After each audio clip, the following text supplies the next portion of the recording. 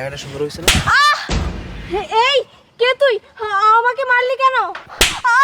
এই কোনো কথা নেই, বাদ নেই, তুই আমার স্ত্রীর গায়ে হাত তুলছিস কেন? ও মা, এই তো দেখি আমাকেও মারছে। এই তুই আমাকে মেরেছিস, আবার আমার হাজবেন্ডকেও মারছিস। এই তুই কোনো কথা নেই, বাদ নেই, আমার স্ত্রীর গায়ে হাত তুলছিস, একের পর এক আমার গায়ে হাত তুলছিস। এই তুই কে?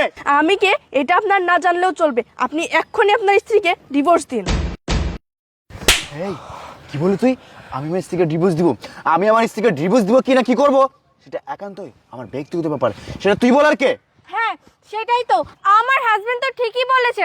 আমার হাজবেন্ড আমাকে কেন ডিভোর্স দিবে? আর আমাকে ডিভোর্স দেওয়ার কথা বলার তুই কে? এই চুপ, একদম চুপ, একটা কথাও বলবি না। তুই কি ভেবেছিস আমি কিছুই জানি না? আমি সব জানি।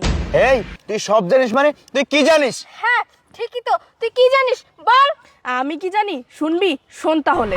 আরে ওস্তাদ, এনে দাঁড়ায় থাকতে থাকতে তোমার পায়ের তোলা মোলা ব্যথা হয়ে গেল। ওই মেয়ে আসে না কিসের জন্য? আমার মনে হয় কি মেয়েটা আর আসবো না। আরে একটু দাঁড়া, একটু অপেক্ষা কর, চলে আইবে, মনে হয় কোনো সমস্যা নেই। হ্যাঁ আপনারা এসেছেন? এই আপনার কি এখন আসার সময় হলো? সে কখন আর কথা আসিল? আচ্ছা ভাইয়া সরি, আসলে রাস্তা অনেক জ্যাম ছিল তো এর জন্য আসতে লেট হয়েছে। আচ্ছা আমি যেভাবে বলবো সেভাবেই কিন্তু কাজটা করতে হবে, বুঝেছেন? হ্যাঁ সেইটা তো বুঝবার পারছি। কাজটা কখন করতে হইব, কিভাবে করতে হইব, আর কোন জায়গায় করতে হইব শুধু একবার কইয়া দেখেন, তারপর এমনভাবে কাজটা করুম কাক পক্ষীও টের পাইব না, বুঝছেন? আচ্ছা ঠিক আছে, কথা আর কাজে যেন ঠিক থাকে, একটুও যাতে নড়চড় না হয়, বুঝেছেন? কিছুক্ষণ পর আমি ওই 3 রাস্তার মোড়ে আমার হাজবেন্ডকে নিয়ে আসবো, ওইখানেই যেন কাজ শেষ হয়ে যায়, মনে থাকে যেন। আরে কোনো চিন্তাই করবেন না, আমি তো বলেছি এমনভাবে কাজ করব কাক পক্ষীও জানতে পারবে না, বুঝতে পারছেন? এবারে এই পেমেন্টের কথা ক। ও হ্যাঁ, পেমেন্টের কথা তো কইতেই হবো। আচ্ছা শুনেন, আমার ওস্তাদ কিন্তু কম পেমেন্টে কাম করে না, বুঝছেন? যেমনে কাম চাইবেন হেমনেই হইব। পেমেন্ট কিন্তু 4 লাখ টাকা, একদম গুনে গুনে দিতে হইব। হ্যাঁ আচ্ছা আচ্ছা দিব, সমস্যা নেই, কিন্তু কাজটা ঠিকঠাক মতো করতে হবে। আর আমি এখন অ্যাডভান্স 2 লক্ষ টাকা দিচ্ছি, পরে আর 2 লক্ষ টাকা দেবো কাজ শেষে। ওকে ঠিক আছে, কাজ শেষে তারপর বাকি 2 লক্ষ টাকা কিন্তু বুঝাই দেওয়ার লাগবো। আচ্ছা আচ্ছা ঠিক আছে, আসি। আচ্ছা ঠিক আছে, এই চল আচ্ছা চলেন ওস্তাদ। না তোর উঠ।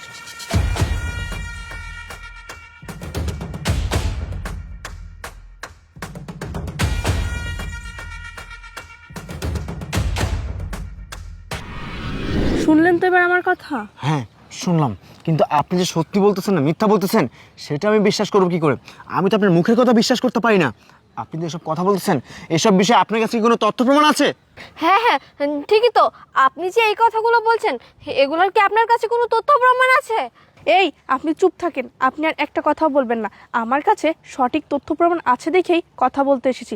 আমার কাছে যদি কোনো তথ্য প্রমাণ না থাকতো তাহলে আপনাদের সাথে আজাইরা পেঁচাল পাড়তে আসতাম না আমি। এই আপনি আবারও বলছেন আপনার কাছে তথ্য প্রমাণ আছে। আমরা আপনার মুখের কথা কেন বিশ্বাস করব? আপনার কাছে তথ্য প্রমাণ থাকলে দেখি, দেখান তো। হ্যাঁ ও তো ঠিকই বলেছে, আপনার কাছে এমন কি প্রমাণ আছে যে আপনি এত বড় বড় কথা বলছেন? হ্যাঁ আমি জানতাম আপনারা দুজন আমার কথা বিশ্বাস করবেন না, যার কারণে আমি ভিডিও করে রেখেছি।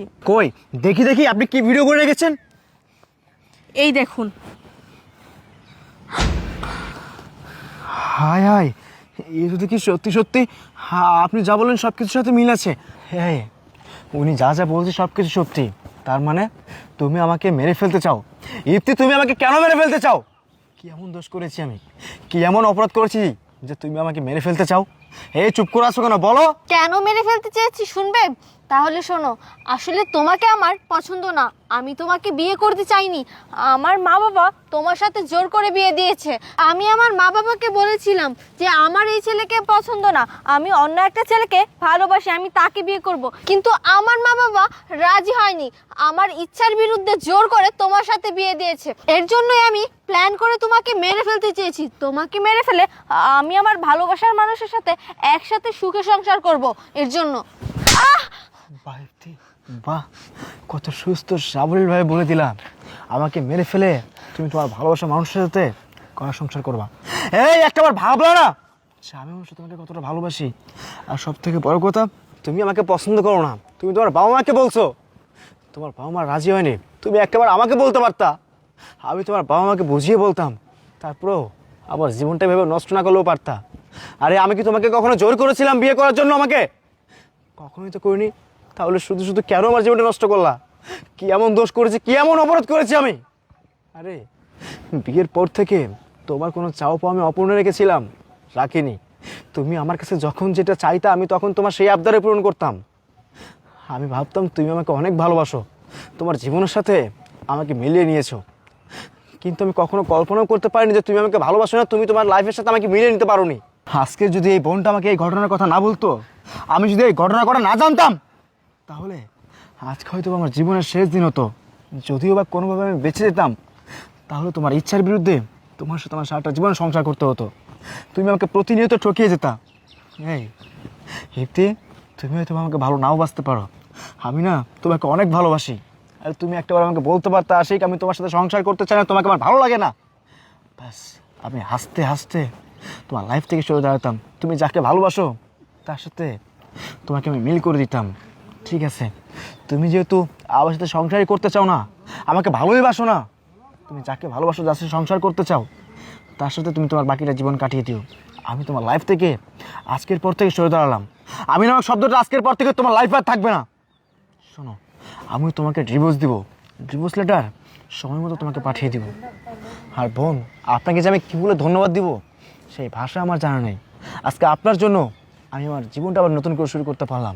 আজকে আপনার জন্য আমি বেঁচে গেলাম, আপনার জন্য এরকম একটা মানুষের হাত থেকে আমি রক্ষা পেলাম। আপনাকে ধন্যবাদ দেওয়ার মতো ভাষা আমার জানা নেই আপু।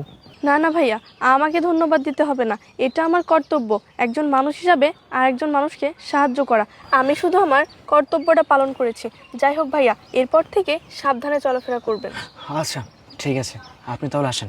আচ্ছা ভাইয়া। আর এই যে তুই এখন এখানে দাঁড়িয়ে আছিস কেন? যা, তোর ভালোবাসার মানুষের কাছে যা, আমি তোকে ডিভোর্স লেটার সময় মতো পাঠিয়ে দিব। আল্লাহ হাফেজ।